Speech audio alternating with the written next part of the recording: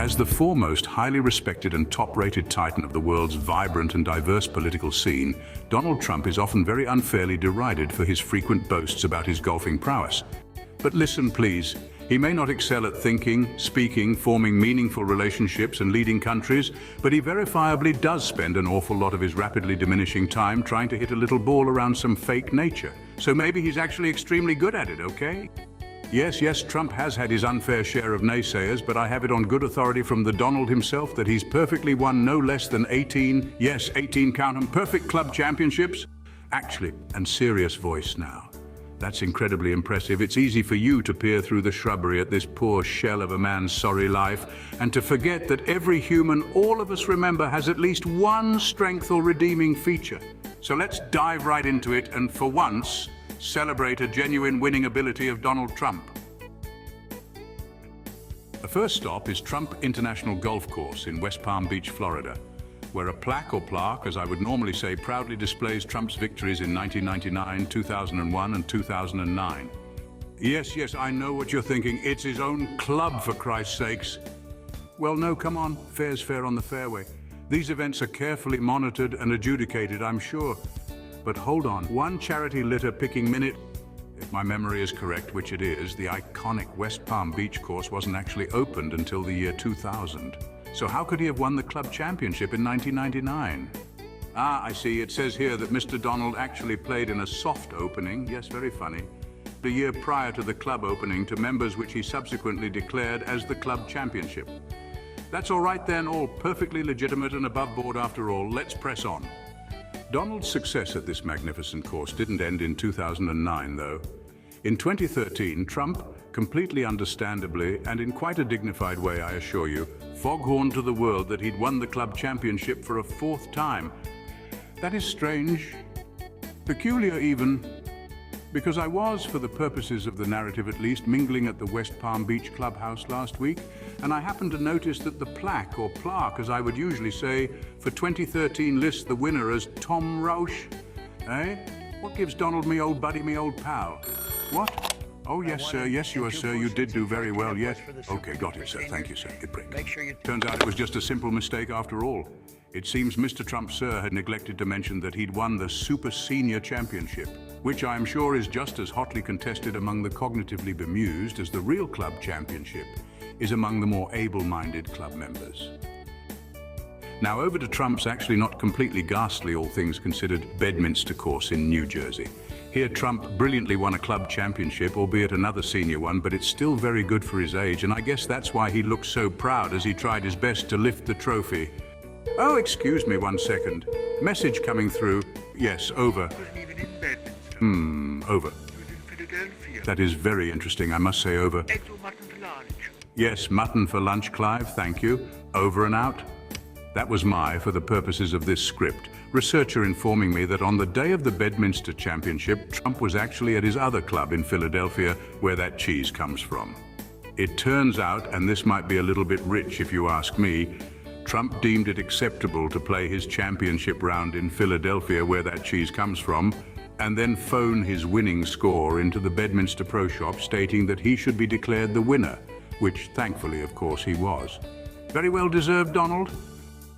Now, as every honest person of moral fiber learns early on in life, if you can get away with something once, then you can get away with it twice. And that's why, despite not playing the following year, wonderfully honest Donald politely demanded that he be declared the champion because, in his own quite perfect words, referring to the actual winner, I beats that guy alls the times. So where in Donald's illustrious sporting career shall we journey next? Ooh, well, it says right here in the simply riveting Golf Digestive that Trump listed 18 perfect wins, of which 12 are of the perfect senior or the really very special and perfect super senior category. So that leaves 6, which is still an incredible number. Indeed, I have it on good authority from Donald, I'm afraid, that golf pundits the world over consider 6 to be the best number, and that some of the top mathematical minds have told him that if they had to keep just one number, it would be 6. One of those magnificent 6 was at his Westchester course in 2001, where he played, if rumors circulated by Donald are to be believed, an absolute Betty Crocker of a round to take a successful victory, the like of which has never been seen before Literally true, because he managed to do this all on his own before the club had even officially opened, which is a Jesus Christ-like achievement. I'm sure you'll agree.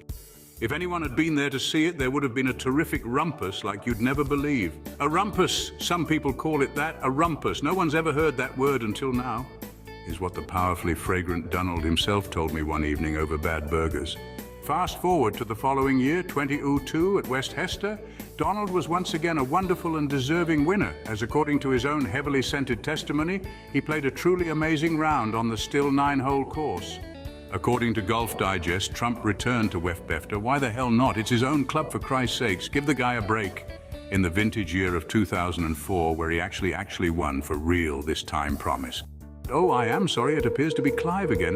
Yes, Clive, dear, go ahead, over. Just got a phone with CEO chap in Westchester. Goodness, is that so? Over, dear. He says Trump never won when he was there. Well, I'm sure all the ladies and gentlemen will be very interested to hear that. Thank you so much, Clive, over, dear. Shall I ping for your button, dear? Yes, please, dear. Over and out. Clive, my faithful researcher for the purposes of the narrative, has just finished a, by all accounts, delightful call with the ex-CEO of Donald's Welsh-Dresser Golf Club. Apparently this chap was Adam Ant, that Trump didn't win in 2004 or any of the 8 years he worked there. One of them must be an awful liar and bad man. No, it can't be. I won't have it. I just can't believe that Don might have been less than truthful about something he holds so dear. I think I might need a moment to steady myself. I'm feeling really quite let down in the most awful and sad way. For you see, ladies and gentlemen, that this means that of the 18 perfect wins we started with, we are now left with only 2 in West Palm Beach, one in 2001 and the second in 2009, as mentioned at the top of the film, for those of you not paying attention. But still 2 perfect wins, eh? We mortals should be happy with such crumbs from the table of such a colossus. Oh dear, not again, it's Clive, obviously. Yes, Clive, what is it, dear?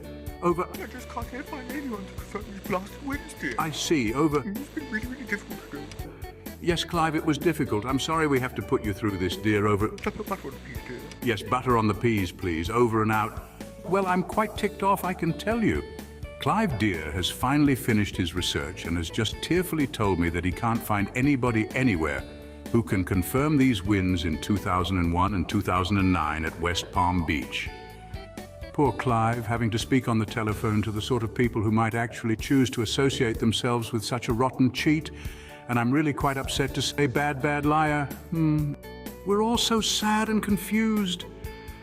I thought he was going to make America great again, and Clive even thought he was going to make great America again. But he can't even win properly, or lie properly, and keep it a secret properly. I just don't understand it. It's like he doesn't care or something, or like there's no consequence, which is worse, of course, but can't be true. Because we know that if we did a bad thing over and over or told lots of lies, that there would be consequences. But for Trump, there are none, which can only mean that we're the problem. You, me, and the rest of us are the perfect golf losers, and Mr. Trump, sir, is and will forever remain the perfect golf winner. Yes, he's a winner. He's a perfect winner sitting on a gold toilet, a perfect golf winner sniffing the laundry basket of decency, a perfect golf winner.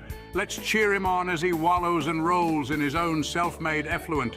He's a perfect golf winner, whether you like it or not. He's a perfect golf winner, and he's in the top spot. He's a perfect golf winner, but what have we got? Nothing. Well, no, actually, not nothing. I've got a lovely mutton lunch with Clive, the thought of which cheers me up no end. Clive, dear, are the tongs down there with you?